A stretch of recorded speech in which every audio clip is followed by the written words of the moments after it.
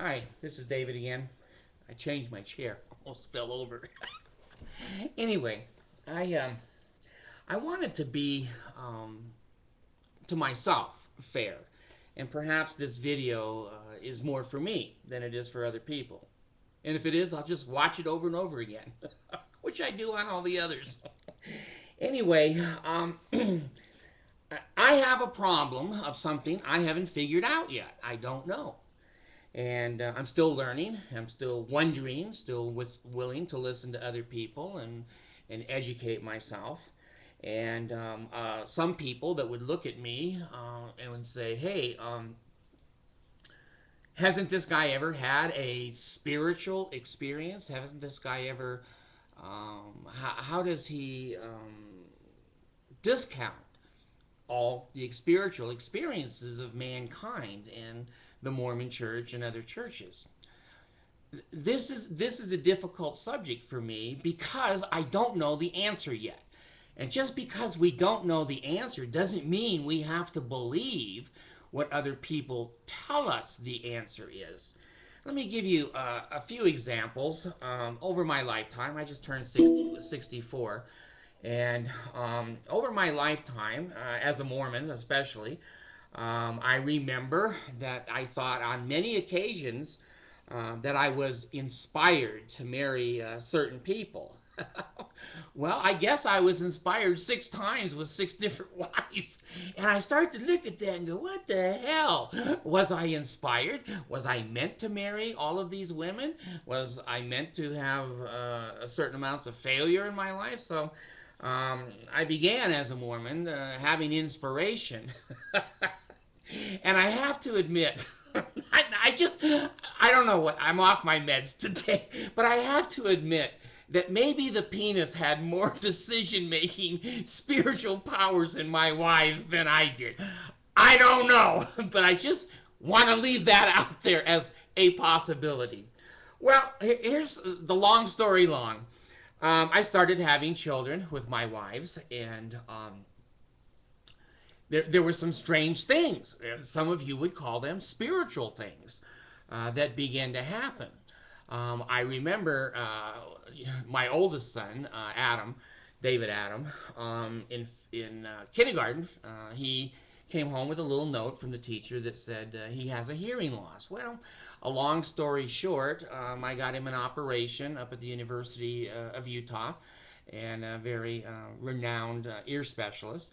And this specialist, removed my son's eardrum and stirrup and saddle and all of the inner workings of the ear. Well, when I had the child tested, the surgeon was amazed. And so am I. I'm amazed. I don't see Jesus, but I'm amazed. The kid could hear. 70% in the ear that had no eardrum. Well, that's interesting. I believed then that it was Jesus. I believed then that Jesus had, guided me to the right surgeon and etc., etc. Well, I'm going to leave it up to you guys because I'm still studying it. I'm still studying it, and I'm still working and thinking and evaluating. Are these coincidences? Are they probabilities? What is it that I'm experiencing with some of these events? Well, that event went on down, and then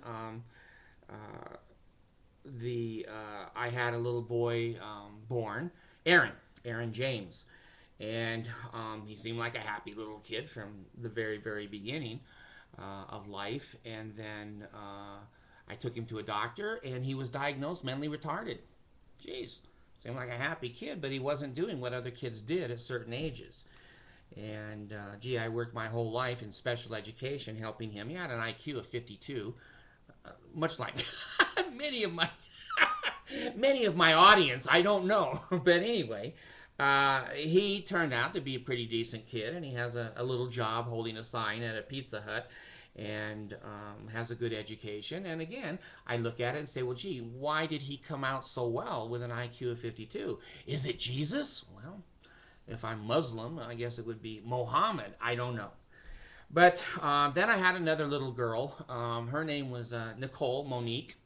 And Nicole was born with a heart murmur, a serious heart murmur. And the doctor told me, that she is going to be restricted in her activity to be active and physical.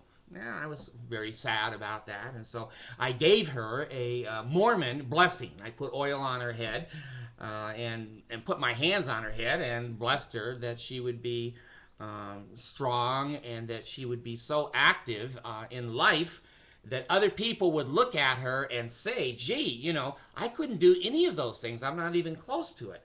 Well, rather than her being a helpless cripple, she's a marathon runner. I don't think she's ever won a marathon, but I can't spell the word, and I certainly couldn't run it.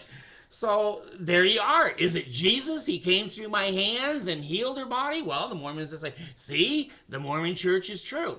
I'm telling you, I've had these experiences also. I'm not sure Jesus was there because I never saw him. Well, then you go on down the road there, and I remember now. This is a funny one, but I used to go to the Manti Temple a lot, and I was a bus driver for BYU down there and took the temple people down before they had the Provo Temple. And it was during the time that people were hating the Mormons, which seems like the last 180 years or so. But anyway, I happened to be with the temple president down there, and I said to him, because he was old, and I was very young, probably 25, and I said, well, you only have a couple of old boys out here at the front desk. If somebody came in here and crashed the temple, they could run by those old boys. There's no security here. And I was young, and I was impressionable. And he said to me, well, we have had that problem. I said, see, I'm right. David the prophet, I'm right. Someone came in, right? And he goes, yeah, someone came in. I says, what happened? He said, well, they came running down the staircase there. Not they, one man, I think, came running down the staircase, and he was coming into the temple. And I said, well, what happened? He says, well, when the angel appeared with a sword in his hand, raised to strike him, he left. Now, that's what he said to me. Well, 20 years, 30 years, I held that in my heart. To see, the angel of Jesus came and stopped that man. Was it a true story? Who the hell knows? Half of you looking at me go, see, he knows. He's just lost his faith. And others look at me and say, well, I didn't see any angels either. Okay, so I've held on to that for 20 or 30 years, and now I'm to the point where I go, well, I don't know, maybe he's older than I was right now, so he might not have known what he was talking about, often as I don't. So there's been these events, even the adoption of my children when I was still in the church years ago, I believed was a Jesus event. For a 58-year-old man to adopt, I think Abby was 8 and Allison was 4, 2 girls in the Philippines, and bring them to the United States was almost impossible. It was the hardest thing I ever did in my whole life, and I would not do it again. I just, I should have had a mental stay. And finally, it all broke loose in the Filipino courts, and the president of the Philippines signed the papers, and suddenly I brought him to the United States, and when I came into customs with him, the people thought I was child trafficking. So they stopped me, they searched all of my luggage, they searched all of my camera pictures, they searched, and they couldn't find anything, so I missed my next flight out. But anyway, they let us through, and we were in the United States. So there have been many experiences in my life, and I've only told you the tip of the iceberg of what some of you and I used to call spiritual experiences. Well, when you turn atheist, what do you do with that? What do you do with that? Is it all just not true? Is it all just coincidence? Is it all probability? I'm still working on that, because in my heart, not my head, Because when the guy says, well, when the angel in the hall stood up with his sword and started to strike the guy, in those days, I just said, yes, sir. Bowed my head and said yes. Now, as an atheist, I'd say, hey, what did the angel look like? Did he stand on the floor? Was he in the air? Did he have wings like an angel? Did he smile? Was he white? Oh, he was black. How big was the sword? Did he look at you or say anything? And the guy that he was after, what the hell happened to him? Did you ever call the police on an unlawful entry? See, now the left side of my brain is turned on, and I go, oh, did he have garments on, that angel? And how did he get in the temple? Well, see, my mind is in a different place now. It's not in Mormonville. So I want people to know geez, my audience, I guess, has approached 30,000 people, that number one, I'm still normal, I was going to say. And there's 30,000 of you know, there's not one normal thing about me. I'm still like you in some ways. I don't know. Things happen in life, and we think we see our dead grandma, or we think we've heard a voice. All of those kinds of experiences, out-of-body experience, I've had several of those. Are they spiritual? Are they the afterlife? I think we have to keep living to know these things. I think trying to make our minds up at young ages with little experience, and especially if we're not using the left side of our brain at all of these things are spiritual, and Jesus is everywhere. Well, I just want you to know, as an honest person and with one with integrity, that I'm just not going to sweep all this under the carpet. That's not honest. That's not honest. The truth may lie in between, or the truth may be clear to the left or clear to the right.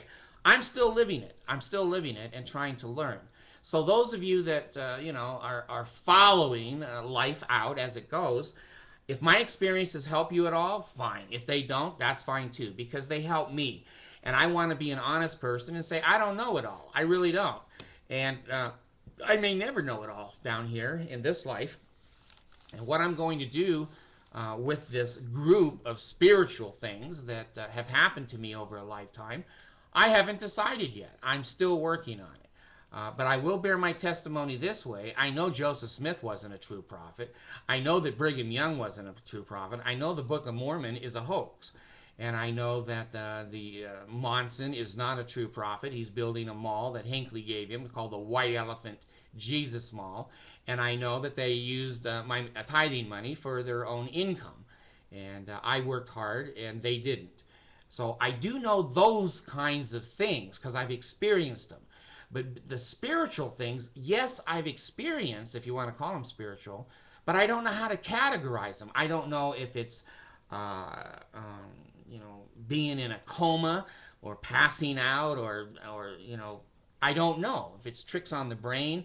So anyway, I wanted to be honest and say I am not going to just take all things and throw them in the wastebasket. I can't do that. I have to be honest with myself and honest with the people who follow me to a certain extent. And if you follow me, you will be in hell. The devil, I'm sure, exists because, he sleeps right there beside me every night.